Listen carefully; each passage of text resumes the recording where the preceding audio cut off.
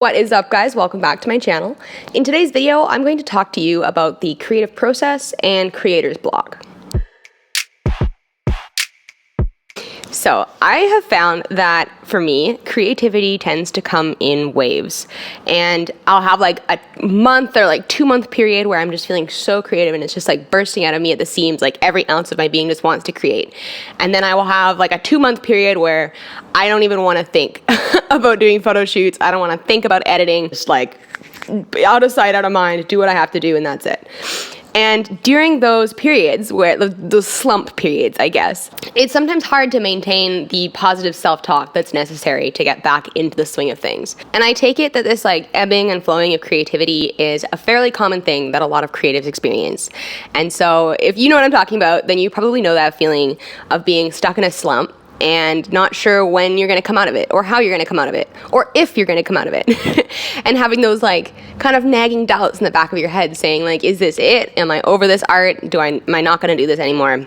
And so I have learned some strategies to help pull myself out of creator's block, and also just to sustain my creative energy like a little pilot light through those kind of slumpy times. So I'm going to share with you some of the techniques and just strategies, I guess, that I use to help maintain my creativity even when I'm not feeling particularly creative, and also to kind of re-inspire myself and get back in the groove. So my first piece of advice, and this is definitely the biggest one, I was going to save like the most important one for last, but no, you're getting it first, and that is trust yourself as an artist.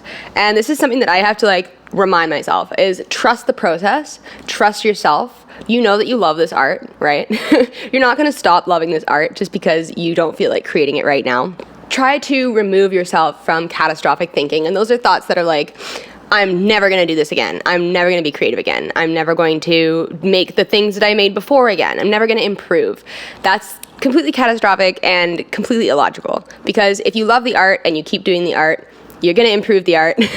You're going to create cool things again. You're not just going to one day give up altogether. The next piece of advice I have is ride the wave. So instead of fighting against it, like when you have like a down slump in creativity, it can be really tempting to fight and to just keep being productive, keep being creative, keep going out and doing the exact same things that you were doing when you were inspired. And I find that what that does is it just kind of like beats the love of the art out of you slowly. Because if you don't want to do it and you're forcing yourself to do it, like that's how you fall out of love with an art form. So ride the wave. If you're not feeling creative, that's okay. And just leave it and pick it back up when you are feeling creative, when you're feeling like you want to do it. But if you like try to fight the tide, you're going to lose.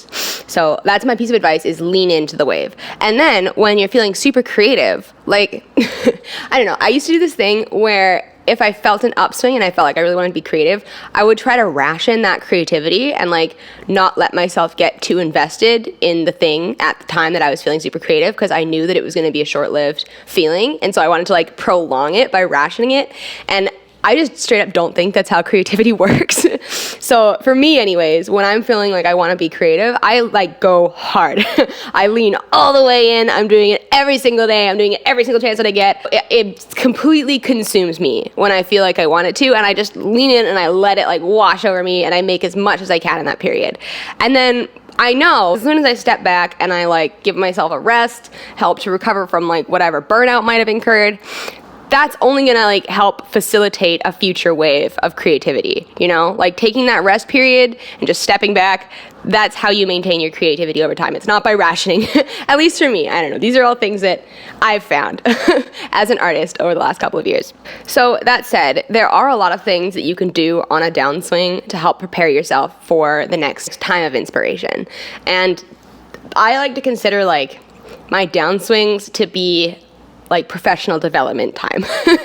You know, I'm not working on creativity. I'm not organizing big conceptual shoots and making props and all this, but I am learning. I'm taking the time to think about my art, to reassess what I've made in the past little while, to assess where I want to go, what things inspire me right now. When I look at, you know, other photographers who are 1,000 times better than me, it's important for me to not feel bad about my own art and be like, I'm not creating anything. I'll never create anything like that.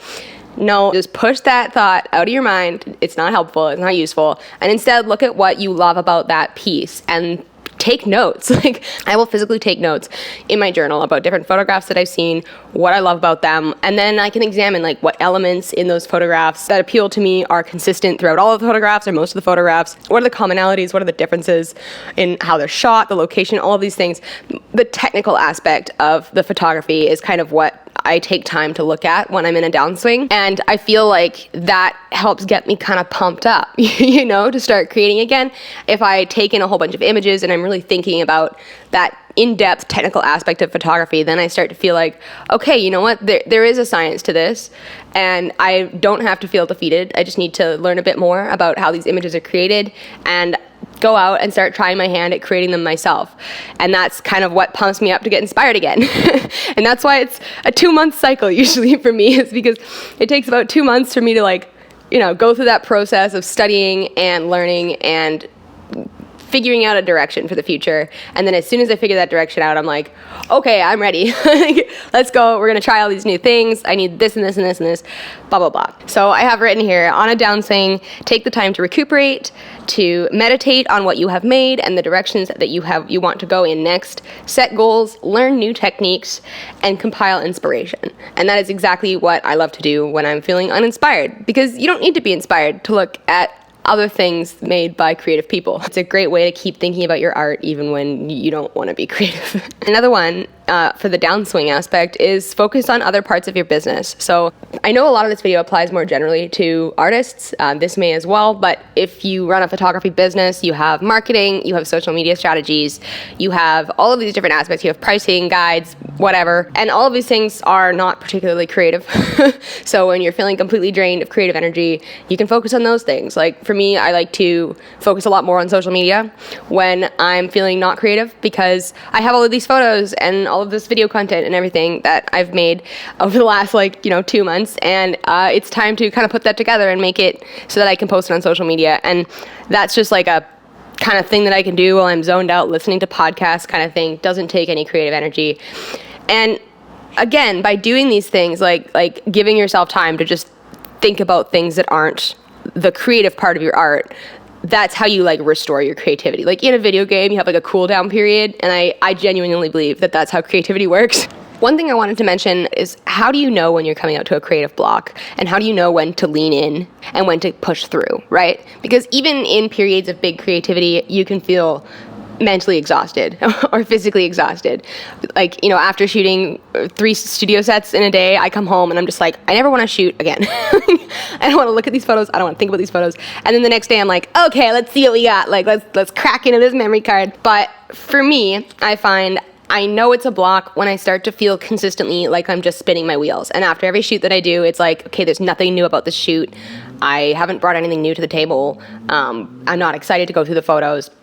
And once I start feeling like that, I know that if I just continue to shoot at the same pace that I'm doing, I'm just wasting my time because I'm out of creative energy. Obviously, it is not there. I need another period to recuperate. And so I will dial back my shooting schedule. I'll shoot once a week instead of 3 or 4 times a week, and just put a lot of energy into making those 1 shoots a week really interesting, really exciting. Or not, maybe I'm just doing, I'll have a studio day and I'll do 4 sets, and they'll all just be standard portraits, but at least I'm still interacting with other creatives and I'm still practicing my art. I'm still at least learning something about the studio setup, etc. My word of advice would be, as soon as you start to feel like what you're doing is just a waste of time because you're not getting anywhere, that sounds like it's time to step back. So, reigniting your creativity. So when you're tired of the slump, you feel like you've learned a lot, you're ready to get going again, but you don't really know when that's going to happen, you can take these strategies to reignite your creativity. And these are all things that I love to do. So participate in photography challenges. I like to set challenges for myself. So I'll write out a week's worth of photography goals and be like, okay, today I'm going to take at least 2 black and white photos that I'm happy with. Or, today I'm going to go out and do night photography. Or even just leaving yourself a photography prompt. My prompt today is water, and what luck, it is raining outside. So I'm going to go out and take pictures of puddles or something, right? And just getting yourself to go out every day or as often as you can, and just thinking about your art and kind of easing your way back into that creative thinking, but you're using prompts. So you have that creative aspect, but you also have the comfortable confines of a direction, you know? The other thing that I'd recommend doing is making mood boards as inspiration. So this goes back into like the compiling inspiration aspect.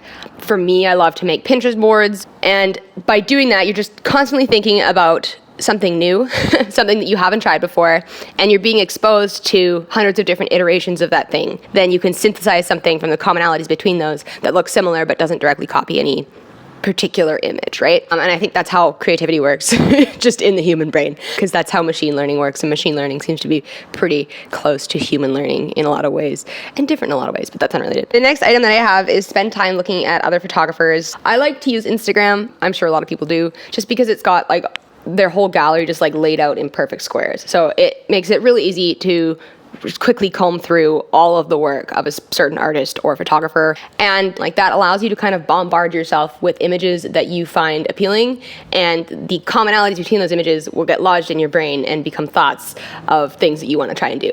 You know, you will be synthesizing just by looking at other pictures that you like, and as many as possible. Once that little thought gets lodged in your brain, like that little piece that's like, oh, I love this commonality, and I bet you now I'm kind of figuring out how I can do it. That's when you start to feel that like creative upswing again. At least for me, those creative like energy starts like going and going and going. You're like, okay, I can't think of anything except this now. I'm gonna go out and try it. And that is like the spark of creative inspiration that, I mean, I just absolutely love that feeling, because it's so exciting when you finally get like, you got the model, you got the makeup artist, you got the studio, you got everything going to make this concept happen. Best feeling on the planet. Okay, another piece that I would definitely recommend for when you're feeling not so creative, but you do want to keep practiced in your art, just let others lead the way. So that is the beauty of photography, is that you get to work with so many different people. You get to work with a stylist, you get to work with a model, you get to work with a hair and makeup artist, and just give them the reins. Like, that's something that I have really appreciated over the last, like, I don't know, maybe 3 weeks. I think I've been back into like a creative slump period, and I've still been doing these amazing shoots because I'm just giving the reins over to creative people whose art I super, super respect. And we've been making some really cool things. Like, I love the shoots that we've been doing. Just having people around who are like, I really want to do this, and I love the way that this looks, and like really bright colors or really bold lips or whatever, right? It's it's such a blessing, and you get to meet people, so they have creative energy too. And like, I don't know, I feel like when a bunch of creatives come together, it's like this special kind of magic when you're all creating something together. Yeah, so highly recommend that. Super, super, super helpful, super, super great way to keep on with your art, even when you are in a slump. I hope that these tips were kind of helpful, kind of fun. I'm gonna have some really intense videos coming up, I think, maybe not next week, but in the next few weeks. I've got a few like video essay topics that I've been working on, so stay tuned for those. Honestly, in a creative slump, I like to focus on my video aspect of things and make higher quality videos and longer, more research topics and things like that, just because it's something photography related that I can throw all of my energy into that doesn't take any creative energy out of me. So yeah, we're gonna get some video essays soon. Thank you guys so much for watching. I really appreciate it. Let me know what you thought about this video. If you have some other advice to fellow creatives that I didn't mention, please let us know. Drop that down in the comments. You can also leave a like on this video. Would really appreciate that. It does help me out. And if you really like this video and you like my content, you can subscribe to my channel. And I put out new videos every single Monday on photography related topics. So yeah, thank you guys. Take care, stay sharp, and don't forget to keep shooting.